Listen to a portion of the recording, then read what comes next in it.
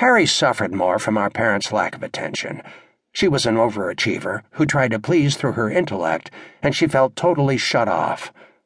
Leonora's fastidiousness, her insistence on plumping a pillow rather than noticing Perry's good marks, was perceived as rejection.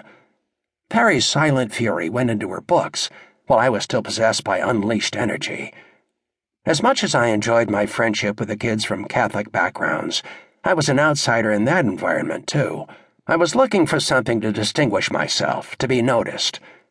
I tried showing off my strength. By the time I was a teenager, I'd perform eye-catching acts such as "watch me" walks on my hands from the cellar up the stairs to the kitchen. I drove my mild-mannered, opera-loving father nuts. I'd plead, "I can walk up to the second floor on my hands. No, Sidney, I think this is good enough." As devilish as I may have been, Father was proud of how I looked.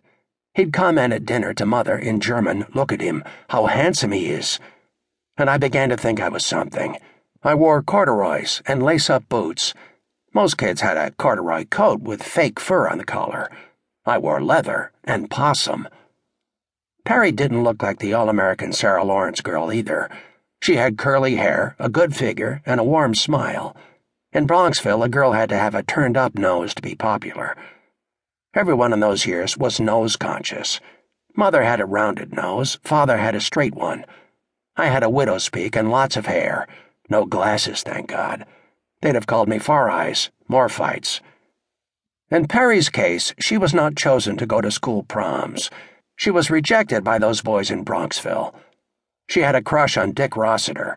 Dick had a brother who went to Cornell, a dumpy little guy, but brilliant. Dick was tall and handsome like a movie actor, and not so brilliant. He was nice to her, but competition was too rough, and he didn't ask her out. Perry's revenge was that she was super smart and would graduate high school early.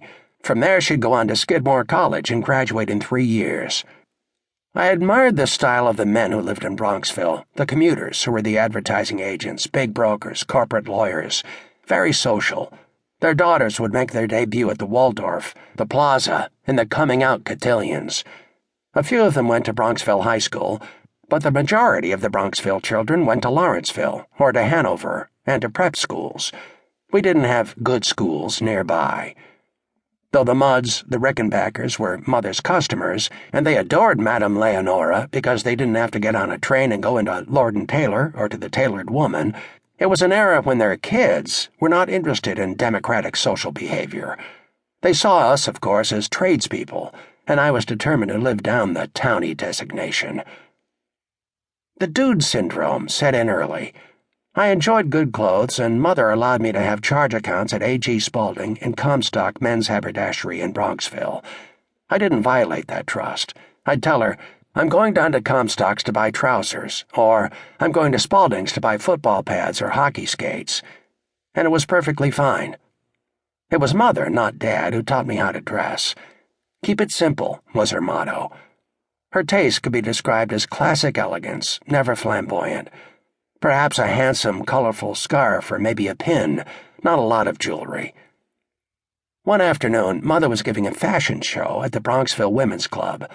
I knew she was going to come home with her #1 customer, Mrs. Erskine, tall, slender, well-groomed, and socially correct. She was the quintessential wasp. She and her Aryan daughters appeared to me to be from another world, with white ice fjords, where anything brown or amber or gray couldn't live. I was warned I must make a good impression on the woman. I was in the bathroom trying to open up a can of black shoe polish to shine my shoes.